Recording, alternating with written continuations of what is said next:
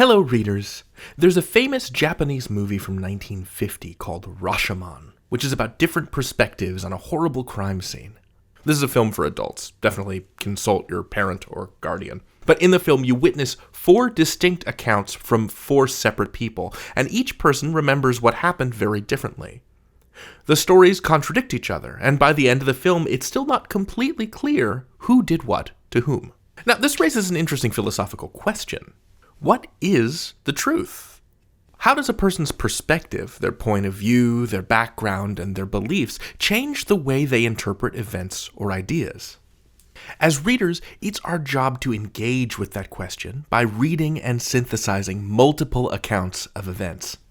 When we read multiple accounts, we grow closer to understanding a fuller picture of what happened. Now, we've talked before about the distinction between first-hand and second-hand accounts. So, in 1912, the Titanic sank. Someone who was aboard and survived to tell their story has a first-hand account. A historian who writes an account of the Titanic has a second-hand account and can incorporate multiple perspectives. But even among the first-hand accounts, you can have wildly different stories. Compare someone who was working in the ship's boiler room to a rich passenger in a fancy suite. They would have had very different experiences of surviving, or not surviving, a shipwreck. And it's important to get in a range of perspectives in order to get that full picture.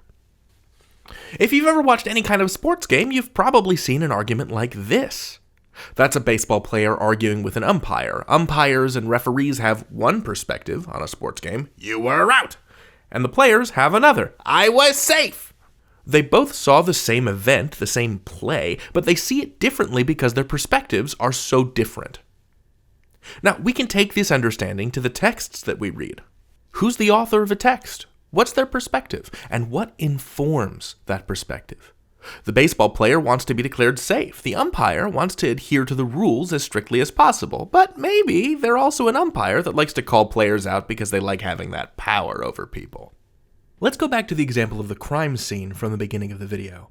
Imagine there's been a car crash. Now, below are 2 different accounts of the same crash.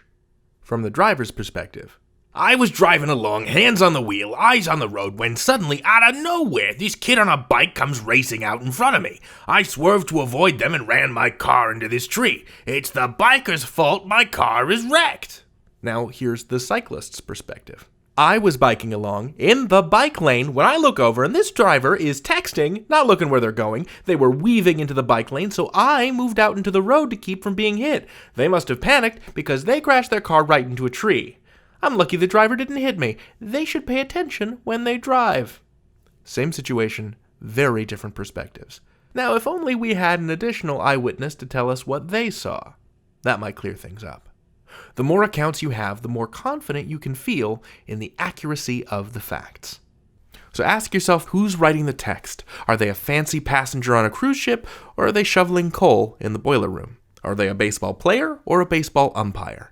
It is only by comparing multiple accounts that we'll get to the bottom of things. You can learn anything. David out.